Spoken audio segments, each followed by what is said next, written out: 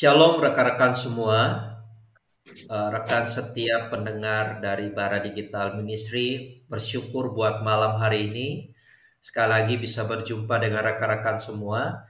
Dan malam hari ini kita sudah bergabung dengan hambanya, Pendeta Alexander Agus Elias Nanlohi. Beliau merupakan seorang sekjen dari Wakil Sekjen Perkantas Nasional. Tentunya banyak rekan-rekan yang sudah mengenal. Dan malam hari ini kita mendengarkan satu firman Tuhan, yaitu spiritualitas keugaharian. Seperti apa dan bagaimana, tentunya ini satu topik yang menarik buat kita semua, yang seringkali kita hadapi hari lepas hari. Dan malam hari ini kita akan mendengarkan penjelasan dari hambanya. Seperti biasa, rekan-rekan juga bisa memberikan komentar, bahkan pertanyaan di live chat. Di akhir dari penjelasan hambanya, kita akan bersama-sama berdiskusi. Saya akan awali terlebih dulu dengan doa, dan kemudian kita bergabung dengan hambanya, Pendeta Alexander Agus Elias Nanlohi. Mari kita satu di dalam doa. Sekali lagi kami sungguh bersyukur Bapa, karena Engkau begitu baik dalam kehidupan kami, terlebih khusus buat malam hari ini, kami kembali mendengarkan firman-Mu yang disampaikan oleh hamba-Mu, Pendeta Agus Elias Nanlohi. Tuhan memberkati, Tuhan mengurapi setiap peralatan yang kami gunakan, kiranya semua berfungsi dengan sangat baik. Terlebih khusus juga kami berdoa kiranya pelayanan ini boleh berlangsung dengan baik ya Bapa. Terima kasih, kami berdoa menyerahkan semuanya di dalam nama Tuhan Yesus Kristus kami berdoa. Amin. Baik, kita langsung bergabung. Shalom Pak Pendeta Alexander. Baik, kami persilakan Pak. Shalom, selamat malam Bapak Ibu Saudara yang dikasihi Tuhan. Bersyukur kesempatan malam hari ini kita boleh kembali bersama-sama mengikuti Bara Digital Ministry. Dan tema yang malam hari ini akan saya angkat adalah spiritualitas keugaharian. Mungkin banyak dari kita yang bertanya-tanya, apa itu keugaharian? Bapak Ibu Saudara yang dikasihi Tuhan, ini bukan bahasa asing, ini adalah sebenarnya bahasa Indonesia. Di dalam KBBI, Kamus Besar Bahasa Indonesia, kata ugahari atau keugaharian itu didefinisikan sebagai kesederhanaan dan kesahajaan. Hal ini secara khusus mencerminkan kesiapan untuk hidup sederhana, merasa puas dengan apa yang kita miliki, dan tidak tergila-gila dengan harta benda.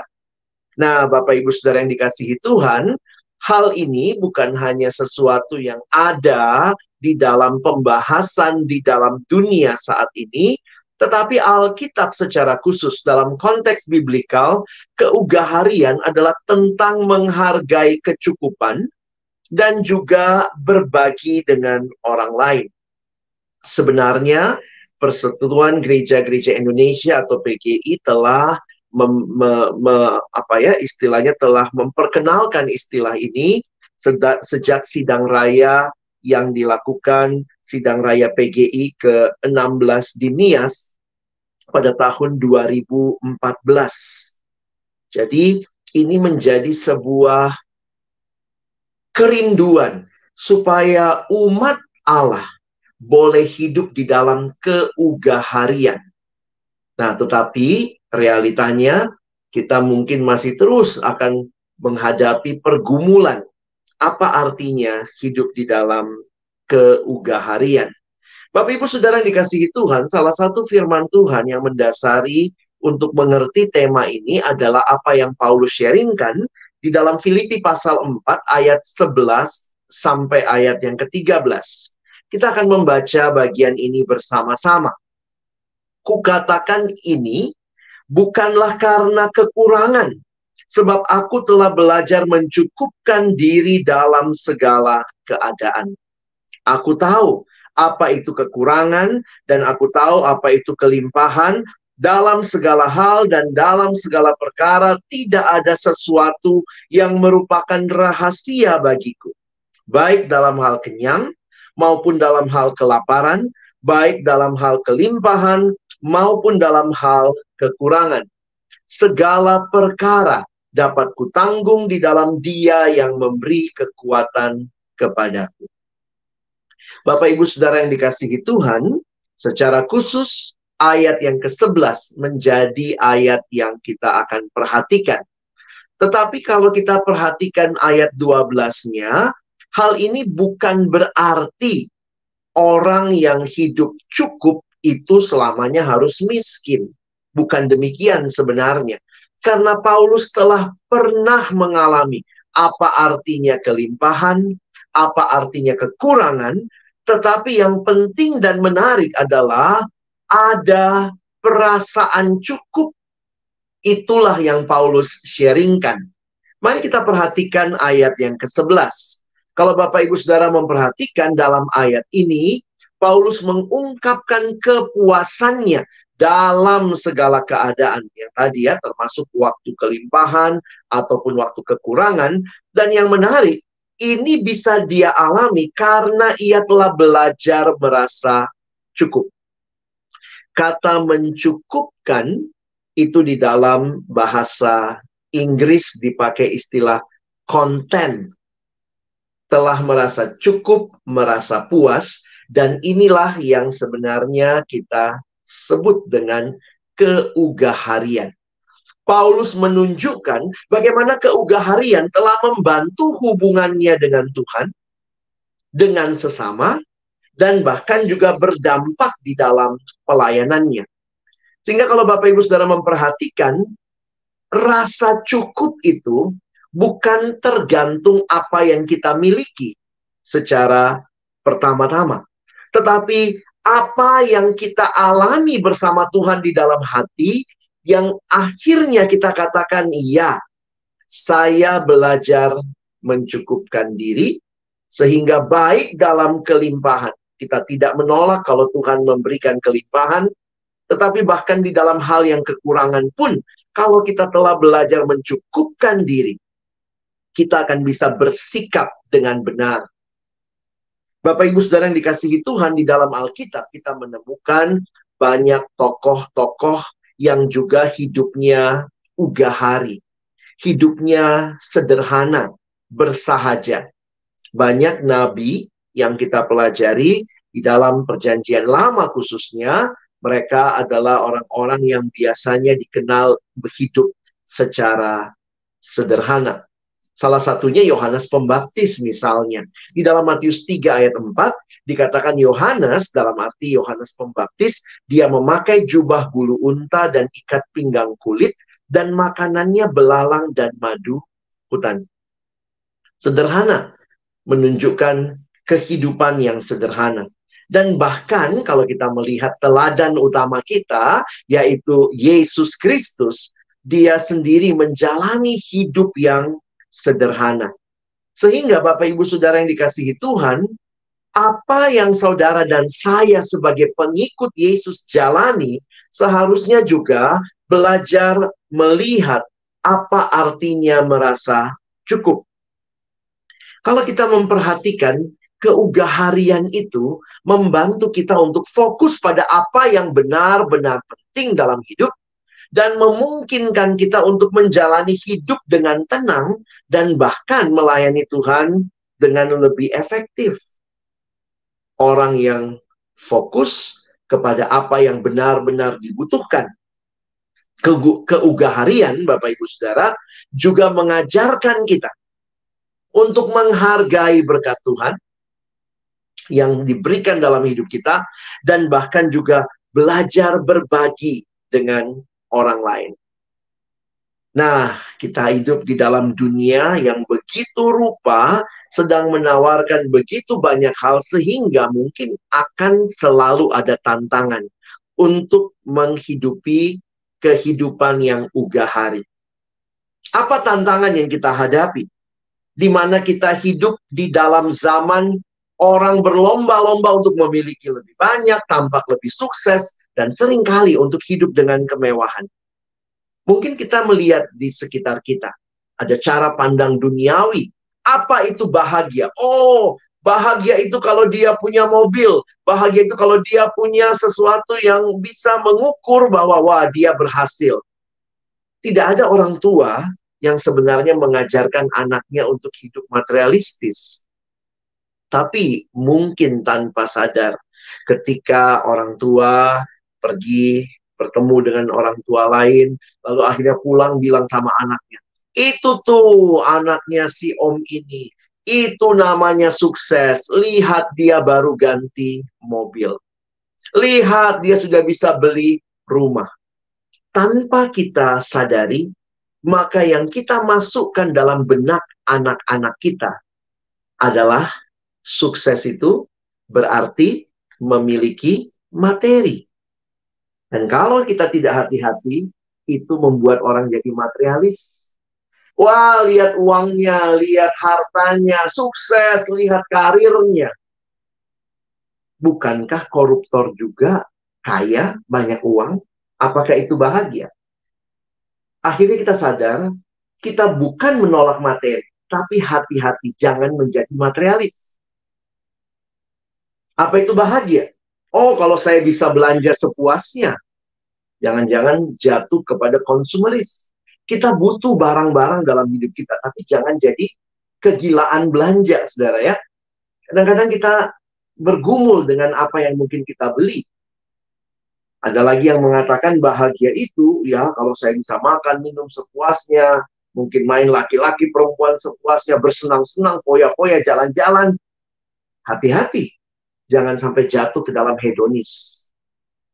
Sehingga kalau kita perhatikan, cara pandang duniawi ini ada melalui iklan, melalui berbagai tawaran. Apa itu bahagia? Wah, kalau saya menikah dengan orang yang saya kasihi dan saya hidup happily ever after. Apakah ini bahagia? Saya ingat menjelang pernikahan, seorang kakak rohani mengatakan, Alex, kalau kamu mau bahagia, bukan pernikahan jawabannya. Wah, kaget saya. Bahwa bukan pernikahan itu yang membuat bahagia. Tetapi di dalam Tuhan, dialah yang membuat kita bahagia. Sehingga kamu harus hidup di dalam Tuhan. Wow, saya akhirnya jadi sadar. Bahwa bukan pernikahan yang bikin bahagia. Menikahlah supaya bahagia. Kadang-kadang orang tua nasihatnya begitu sama anak ya. Bukan itu. Kalau dia menikah tetapi tidak di dalam Tuhan, bukan kebahagiaan. Sementara meskipun belum menikah tetapi di dalam Tuhan, sebenarnya dia menikmati kebahagiaan. Jadi yang belum menikah bisa bahagia? Bisa. Bukan karena menikahnya, tapi karena Kristus yang ada di dalam hati kita. Bahkan ada orang berkata, saya bahagia kalau saya dapat sesuatu atau melakukan apapun yang saya idamkan. Jangan-jangan kita jadi utopis. Lalu bagaimana cara pandang Kristen tentang kebahagiaan? Di dalam kekristenan, kalau kita baca Alkitab kita, bahagia itu apa?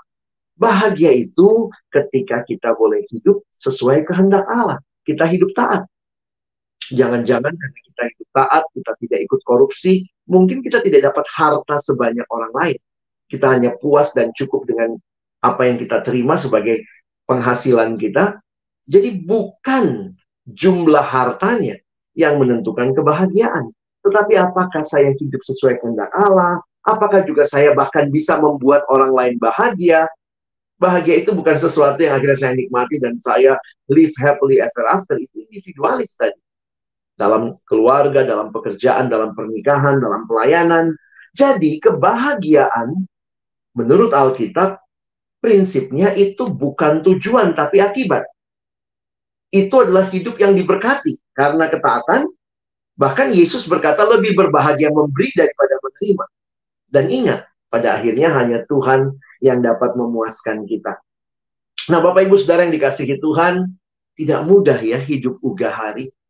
Karena tantangannya dunia dengan segala macam yang ditawarkan membuat kita akhirnya rasanya mau ikut apa yang dunia tawarkan. Uang kita butuhkan, tapi ingat, ada banyak hal yang uang tidak bisa lakukan. Sebuah kutipan seperti ini mengingatkan kita. Uang bisa beli tempat tidur, tetapi uang tidak pernah bisa membeli tidur. nikmatnya tidur. Uang bisa beli buku, tapi tidak pernah bisa beli kepintaran. Uang bisa beli obat, tapi tidak pernah bisa beli kesehatan. Dari mana sumbernya semua itu? Dari Allah. Kan itu ketika Bapak Ibu Saudara memiliki uang, jangan merasa kita sudah memiliki segalanya. Kita butuh uang, tapi uang bukanlah segalanya. Kita butuh Tuhan. Ini generasi di mana kita begitu dibutakan, sehingga kadang-kadang sulit untuk membedakan mana keinginan, mana kebutuhan. Banyak hal yang mungkin kita inginkan pada dasarnya mungkin tidak kita butuhkan. Sehingga mari minta hikmat dari Tuhan dalam generasi ini untuk belajar membedakan kebutuhan dan keinginan. Dan dalam hikmat Tuhan kita belajar hidup sederhana. Bapak Ibu, kalau ada benda, barang yang kita butuhkan, harganya mahal. Tapi karena kita butuh, harusnya kita berjuang memilikinya. Mengumpulkan uang untuk kemudian memiliki meskipun mahal. Tetapi sebaliknya, kalau kita tidak butuh, murah pun harusnya tidak perlu kita beli. Seringkali jadinya kita hanya, wah ini lagi murah gitu ya. Bahkan beberapa kali saya bertemu dengan orang-orang yang membeli barang. Kenapa beli barang itu? Habis lucu Pak Pendeta. Wow, beli barang bukan karena butuh, tapi karena lucu Bapak Ibu ya. Nah, ini menjadi sebuah refleksi dan sebuah perenungan bagi kita. Saya menutup dengan beberapa tips yang diberikan terkait hidup yang ugahari. Bukan dari luar mulainya, tapi dari dalam. Saya dalam relasi dengan Tuhan merasa cukup. Maka ini beberapa tips praktis yang Bapak Ibu bisa pikirkan dan juga evaluasi hidup kita. Belilah barang-barang yang tujuannya untuk digunakan, bukan untuk prestis. Kadang-kadang ada tas 15 juta. Ya, apakah kita membeli tasnya atau prestisnya? Sebenarnya tas yang lebih murah pun ada dengan fungsi yang sama. Lalu yang kedua, tolak segala hal yang mendatangkan kecanduan atau keterikatan. Hati-hati. Selanjutnya, bangunlah kebiasaan memberi barang-barang kepada orang lain. Karena pada dasarnya, kita ini pengumpul sampah. Kalau mengoleksi barang-barang yang kurang bermanfaat. Sebenarnya jangan punya banyak barang Bapak Ibu ya. Saya pun belajar walaupun tidak mudah. Kalau ada satu baju baru masuk lemari, harus ada satu baju yang keluar. Karena kalau tidak, yang nambah lemari bajunya. Beli lagi lemari karena nggak pernah muat. Sementara kalau kita lihat, jangan-jangan ada baju yang sudah tidak kita pakai sejak tahun lalu. Tapi masih ada di lemari. Oh, nanti satu waktu saya butuh pakai, Pak. Oke. Tapi sekarang mungkin belum butuh ya. Belajar untuk tidak mempercayai apa yang diiklankan. Karena iklan menciptakan kebutuhan dalam diri kita. Belum tentu kita butuhkan. Karena itu jangan kemakan iklan. Hati-hati.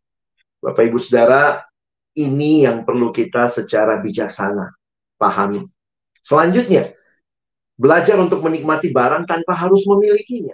Misalnya, perlukah kita beli rumah dekat pantai? Perlukah beli rumah di daerah dingin misalnya? Banyak pemilik rumah pantai terlalu sibuk, bahkan tidak bisa menikmatinya. Perlukah di rumah kita perlu ada kolam renang? Atau cukup kita yang pergi berenang di tempat lain? Silahkan menikmati barang tanpa perlu memilikinya. Selanjutnya, yang terakhir, hati-hati dengan propaganda. Beli sekarang, bayar kemudian. Nah ini, karena kita mungkin akan terjebak pada hutang. Hati-hati dengan pinjol, hati-hati karena ini akan menyimpangkan kita dari apa yang jadi sasaran utama. Di dunia ini ada begitu banyak pilihan. Jangan habiskan waktu untuk memilih. Fokuskan pada tujuan utama hidup kita. Jadi saudara, kalau kita memiliki spiritualitas keugaharian yang dalam relasi dengan Tuhan pada akhirnya, spiritualitas keugaharian mengajarkan kita untuk hidup dengan rendah hati, merasa puas dengan rahmat Tuhan, dan selalu siap berbagi dengan orang lain. Kiranya Tuhan menolong kita. Bukan hanya jadi pendengar, tapi jadi pelaku-pelaku firman-Nya.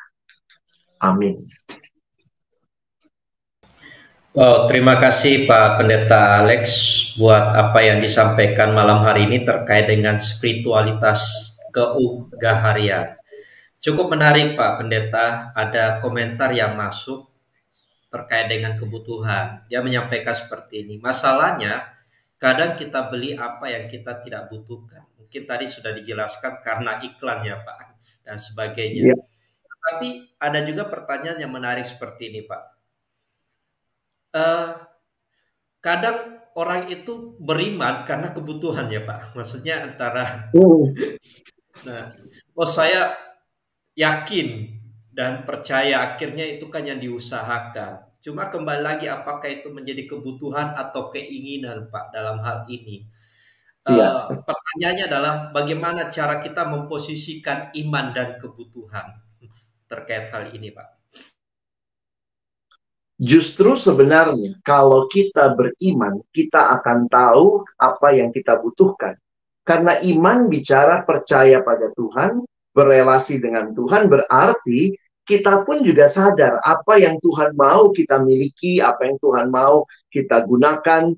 Saya bukan berkata tidak selamanya uh, ada keinginan-keinginan yang sederhana yang juga bisa kita mungkin lakukan atau miliki, tetapi hati-hati ketika keinginan-keinginan yang besar lalu kemudian membuat kita jadi bahkan tidak ingat dengan kapasitas kita. Saya ketemu beberapa orang yang mengalami pergumulan dengan pinjaman online. Dan waktu ditanya, jawabannya mungkin sederhana, saya juga ingin Pak kayak orang lain, bisa jalan-jalan, bisa nongkrong di mall, tetapi dia lupa bahwa kapasitas dan kemampuannya, akhirnya dia jalan pintas cari ambil pinjaman, lalu kemudian menikmati karena ingin seperti orang lain.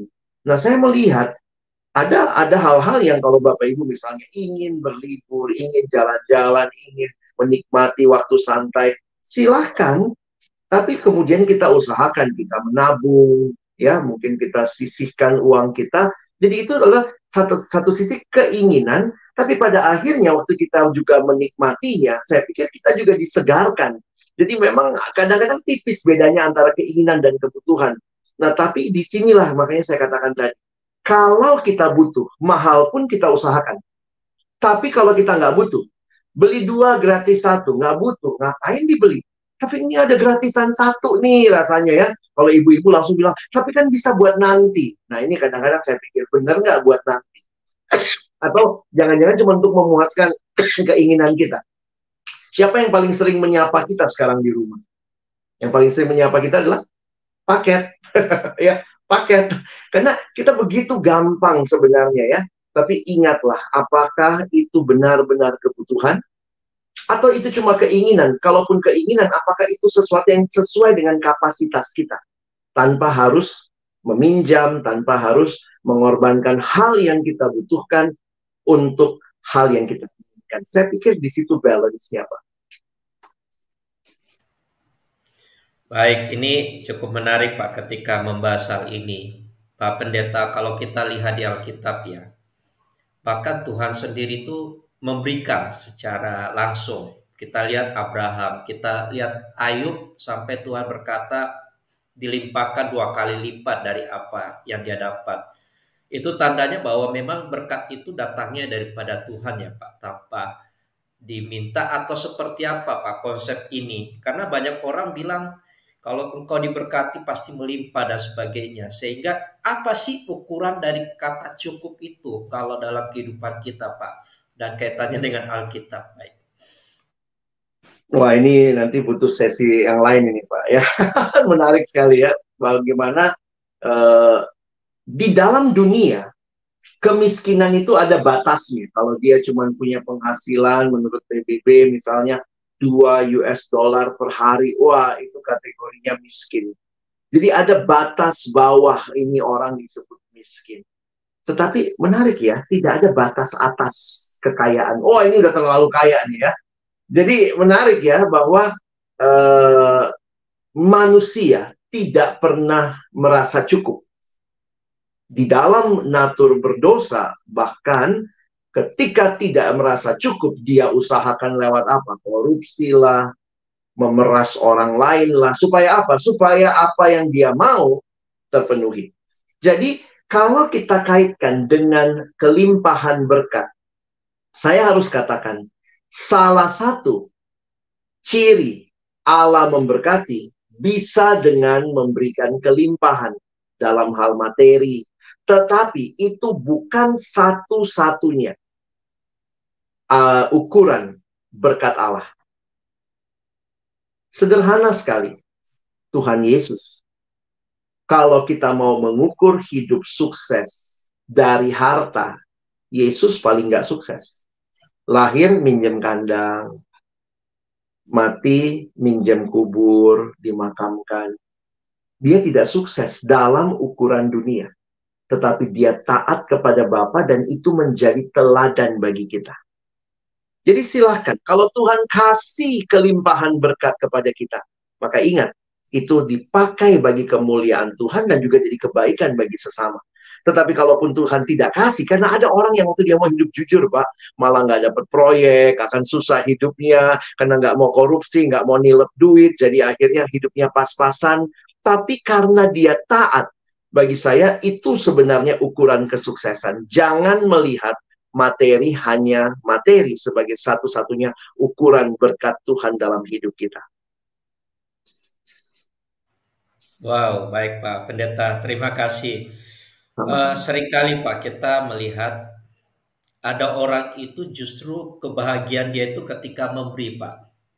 Betul. Jadi dia mencari sesuatu itu bagi dia, untuk pribadi dia itu sudah cukup. Tetapi Ya. apa yang dia akan berikan itu belum cukup. Nah, bagaimana dengan hal ini konsep dalam hal memberi Pak? Baik. Itu kalimat Yesus sendiri, lebih berbahagia memberi daripada menerima, dikutip oleh Paulus.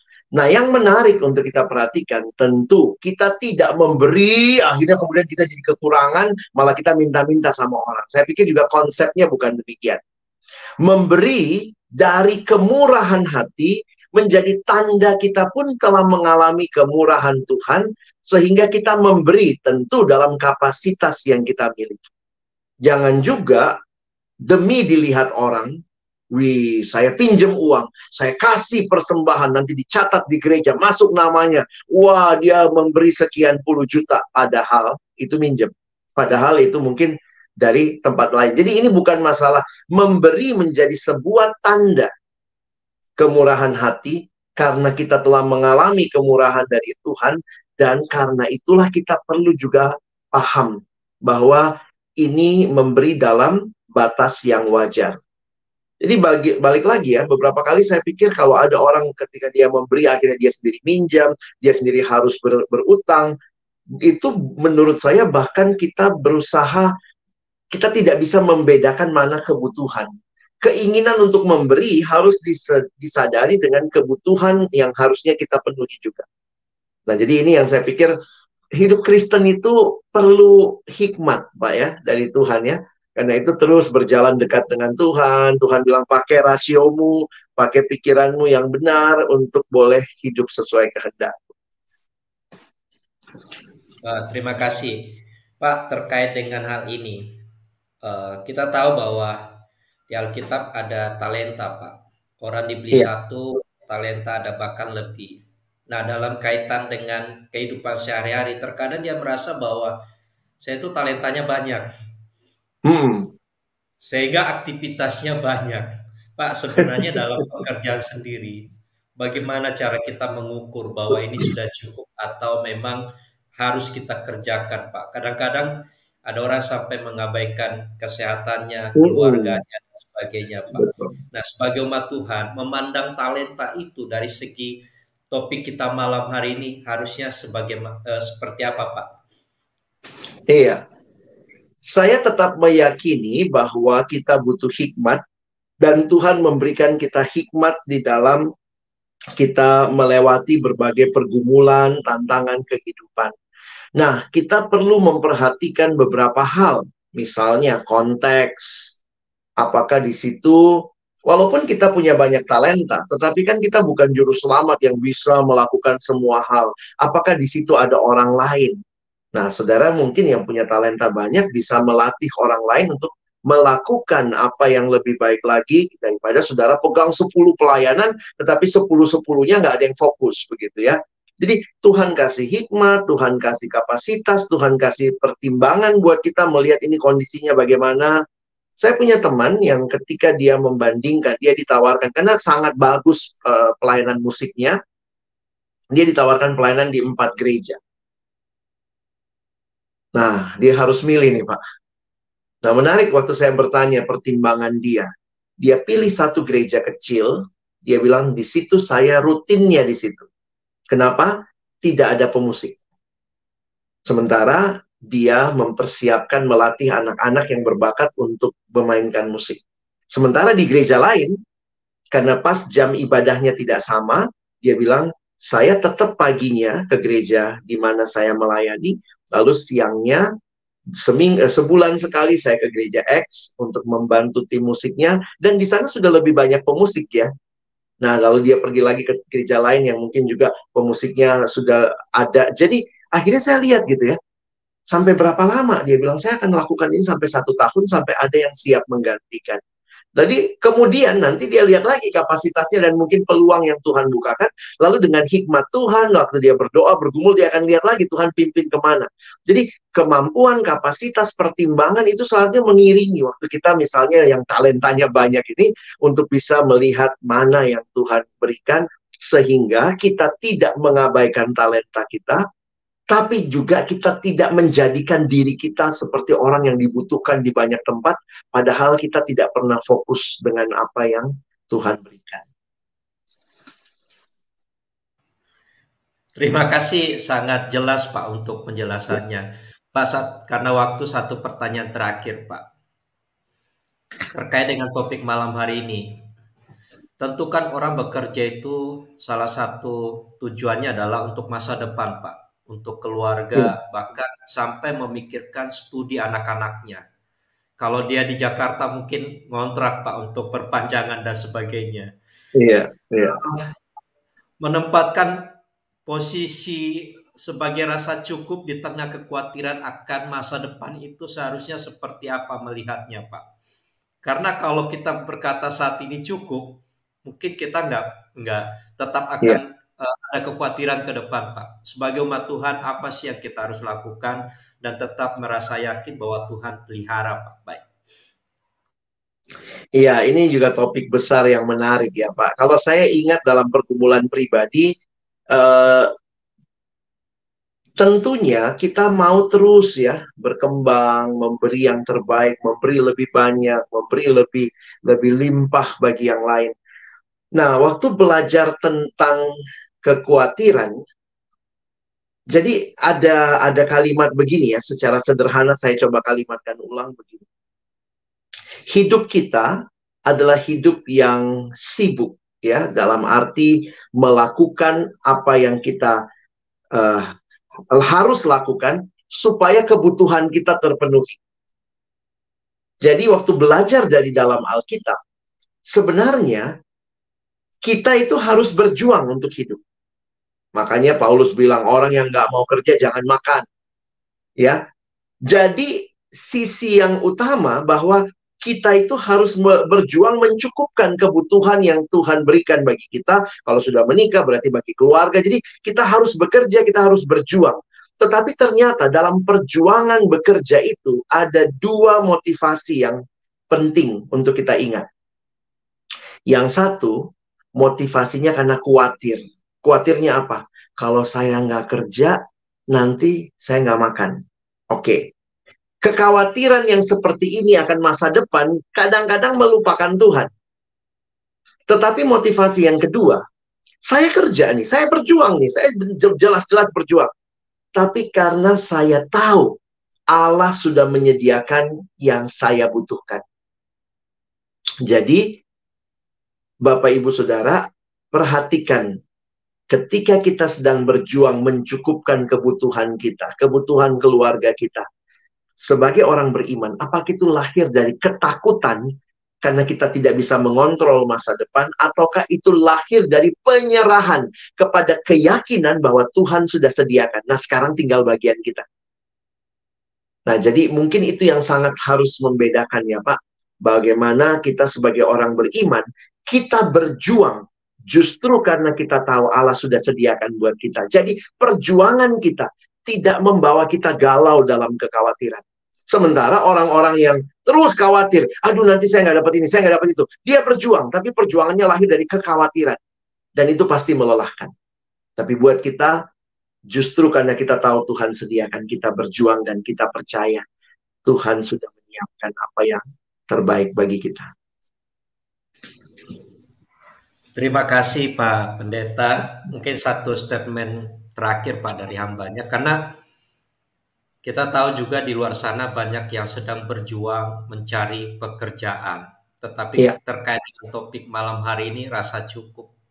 Apakah itu Pak? Artinya mereka juga bisa merasakan itu Pak di tengah kondisi yang sulit. Mungkin satu statement buat rekan-rekan. Ambil waktu Bapak Ibu Saudara yang mungkin juga sedang bergumul dalam pergumulan kehidupan, ambil waktu membaca Filipi 4 ayat 12-nya. Jadi kalau Bapak Ibu perhatikan, Paulus bicara merasa cukup karena dia pernah tahu apa itu kelimpahan dan dia pernah tahu apa itu kekurangan. Jadi orang yang merasa cukup bukan karena dia sudah punya semua hal, bukan itu.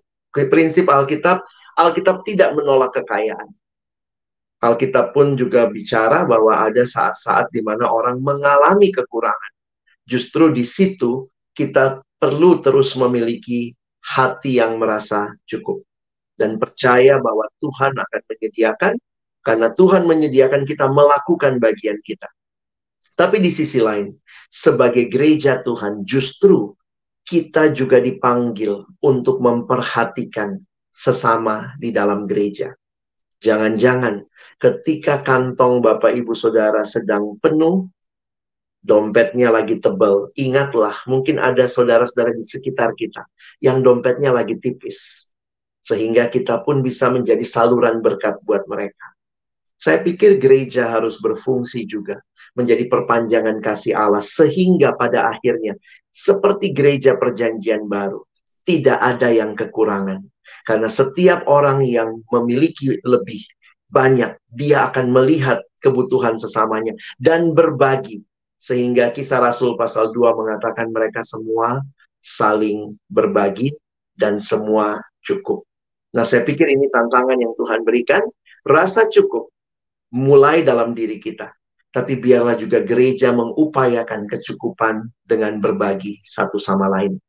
Kiranya ini menolong kita untuk menghidupi spiritualitas keugaharian di dalam keseharian kita. Terima kasih Pak Pendeta Alexander Agus Elias Nanlohi buat penyampaian malam hari ini, dan tentunya rekan-rekan yang menyaksikan juga menyampaikan terima kasih dan luar biasa Pak, diberkati. Seperti biasa di akhir penjelasan dan juga sesi tanya jawab diskusi malam hari ini, kami persilakan kepada hambanya untuk memimpin kita di dalam doa dan mendoakan juga buat rekan-rekan yang menyaksikan saat ini. Kami persilakan Pak Pendeta. Mari Bapak Ibu Saudara kita berdoa. Tuhan, terima kasih banyak karena di dalam Engkau kami belajar apa artinya cukup. Sehingga waktu kelimpahan kami tidak lupa diri dan lupa Tuhan. Di dalam kekurangan kami tidak marah dan mengutuki Tuhan. Tapi kami belajar percaya Tuhan hadir dan Tuhan menolong kami belajar bersikap dengan benar. Karena itu kami bersyukur untuk siaran pada malam hari ini. Tuhan menolong melalui Bara Digital Ministry kami boleh mendapatkan berkat. Dan kami berdoa ya Tuhan, khususnya bagi Bapak Ibu Saudara yang dalam pergumulan, dalam kekurangan, ingatkan untuk terus datang dan bersandar kepada Tuhan. Belajar merasa cukup. Mereka yang sedang mencari pekerjaan, Tuhan kiranya Engkau mendengar dan menjawab apa yang mereka rindukan. Bahkan kami sebagai umat Tuhan, gereja Tuhan, berikan kami juga telinga, mata yang mau melihat dan mendengar apa yang jadi keluhan saudara-saudara kami. Sehingga jika mungkin kami tahu ada lowongan pekerjaan, kami bisa meneruskannya. Jika kami tahu ada yang membutuhkan, kami bisa menyalurkan berkat Tuhan yang kami terima bagi yang lain. Sehingga pada akhirnya, kecukupan itu boleh kami alami. Bukan hanya dalam diri kami, tetapi bersama-sama dengan umat Tuhan di dalam gereja Tuhan.